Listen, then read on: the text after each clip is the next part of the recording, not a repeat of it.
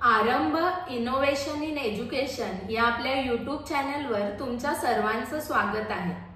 आजपासून आपण मराठी व्याकरणाच्या सिरीजला सुरुवात करणार आहे आणि याचा उपयोग तुम्हाला पोलीस भरती किंवा इतर काही स्पर्धा परीक्षांसाठी होऊ शकतो। मग चला तर वेळ न घालवता आजच्या विषयाला सुरुवात करूया। आजचा आपला टॉपिक आहे शब्दांच्या जाती। शब्दांच्या एकूण 8 जाती आहेत। आता या जातींमध्ये पण काही प्रकार आहेत, पण आज ते आपण पाहणार नाहीयेत, ते तुम्ही पुढच्या व्हिडिओमध्ये पहा। आज फक्त आपण शब्दांच्या 8 जाती कोणत्या आहेत ते समजून घेणार आहे। पहिला आहे नाम। नाम म्हणजेच काय? कोणत्याही प्रत्यक्षात असलेल्या किंवा काल्पनिक वस्तूंची किंवा त्यांच्या गुणांची नावे सांगणारे जे शब्द असतात त्याला आपण नाम असं म्हणतो। म्हणजे थोडक्यात काय, कोणाचंही नाव, जसं तुम्हालाही तुमचं नाव असतं। आता ही जी स्क्रीन दिसते ह्याचं पण नाव आहे, माझ्या हातात हा जो पेन आहे त्याचं पण काहीतरी नाव आहे, आपण जिथे राहतो ते घर, म्हणजे प्रत्येक गोष्टीला काही ना काही नाव असतं। मग आता ह्या नामांमध्ये पण काही प्रकार आहेत, पण ते आपण नंतर पाहू। आता फक्त समजून घ्यायचंय की नाम म्हणजे काय। कोणत्याही वस्तूला, मग ती प्रत्यक्षात असलेली वस्तू असेल किंवा काल्पनिक, किंवा तिच्या गुणांची जी नावं असतात त्याला आपण काय म्हणतो? नाम असं म्हणतो। इंग्लिश मध्ये आपण त्याला नाउन म्हणतो। सो एवढंच लक्षात ठेवा की कोणाचंही नाव म्हणजेच काय? नाम। दुसरं आहे सर्वनाम। सर्वनाम म्हणजेच काय? नामाच्या ऐवजी आपण जो शब्द वापरतो त्याला आपण सर्वनाम असं म्हणतो। म्हणजेच मी जर म्हटलं की तो कुठे गेलाय, तर आता इथे तो म्हणजे कोणतरी पर्सन आहे, पण मी त्याचं नाव घेतलंय का? नाही ना। म्हणजेच तो हा इथे काय आहे? सर्वनाम आहे। दरवाजात कोण उभा आहे? आता कोण म्हणजे कोणतरी उभं आहे तिथे, तो पण एक पर्सन आहे की ज्याला काहीतरी नाव आहे, पण मी त्याचं नाव घेतलेलं नाहीये, त्यामुळे कोण हा काय होईल? सर्वनाम। इंग्लिश मध्ये आपण त्याला प्रोनाउन म्हणतो। नामाऐवजी वापरला गेलेला शब्द म्हणजेच काय आहे? सर्वनाम आहे। पुढे आपल्याला काय दिलंय? विशेषण। विशेषण म्हणजे काय? जो आपल्याला नामाबद्दल विशेष माहिती देतो। म्हणजेच एखादा शब्द आपल्याला नामाबद्दल एक्स्ट्रा इन्फॉर्मेशन देत असेल, जसं की मी म्हटलं काळा पेन, तर हा पेन आहे म्हणजेच हे नाम आहे, पण पेन कसा आहे? काळा। इथे काळा हा शब्द जो आहे तो आपल्याला या पेन बद्दल विशेष माहिती सांगतोय, त्यामुळे तो काय होईल? विशेषण होईल। मी जर म्हटलं झाडावर 4 पक्षी बसलेले आहेत, तर पक्षी हे काय आहे? नाम आहे। 4 हा शब्द आपल्याला पक्षी किती आहेत हे दाखवतोय, म्हणजेच पक्ष्यांबद्दल विशेष माहिती देते, त्यामुळे 4 हा शब्द काय होईल? विशेषण।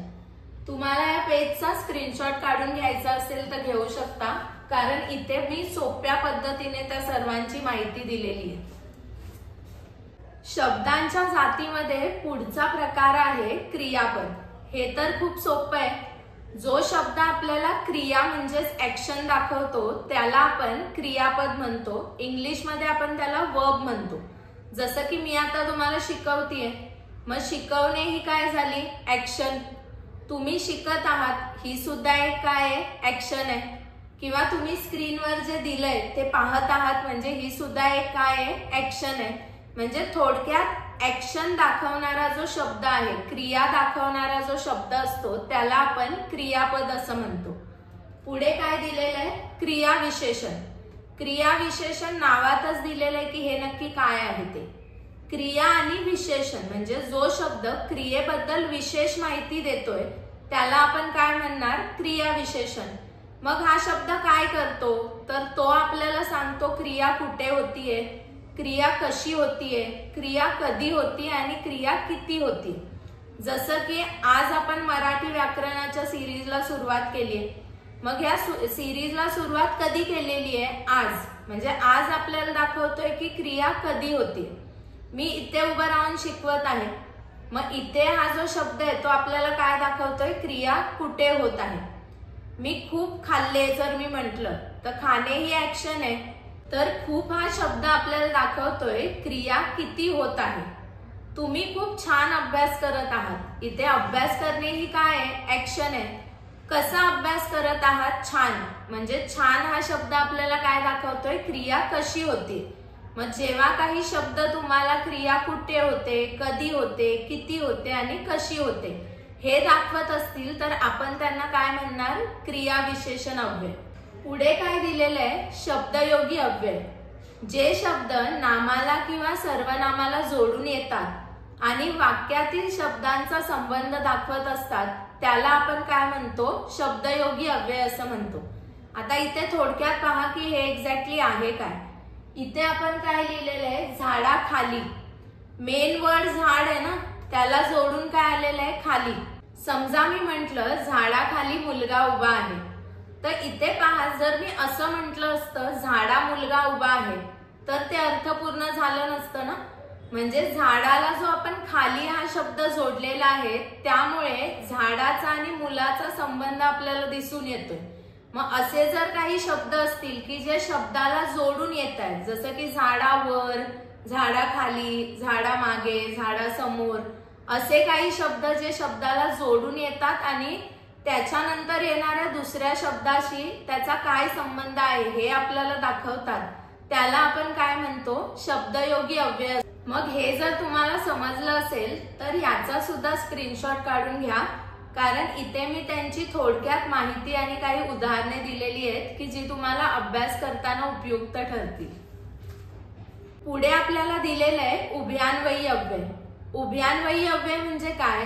दोन शब्दांना किंवा दोन वाक्यांना जोडणारा शब्द. हे तर तुम्हाला माहीतच असेल ना. जसं की मी इथे म्हटलं राम आणि श्याम अभ्यास करत आहेत. इथे राम श्याम या दोघांना आपण कशाने जोडलेले आहे? आणीने. त्यामुळे आणि हा काय होईल? उभयान्वयी अव्यय. मग आणि, व, किंवा, अथवा, म्हणून, तरी असे बरेच आहेत शब्द की जे दोन शब्दांना किंवा वाक्यांना जोडतात. सो त्यांना आपण काय म्हणू? उभयान्वयी अव्यय. आणि शब्दांच्या जातीमध्ये शेवटचा आहे केवल प्रयोगी अव्यय.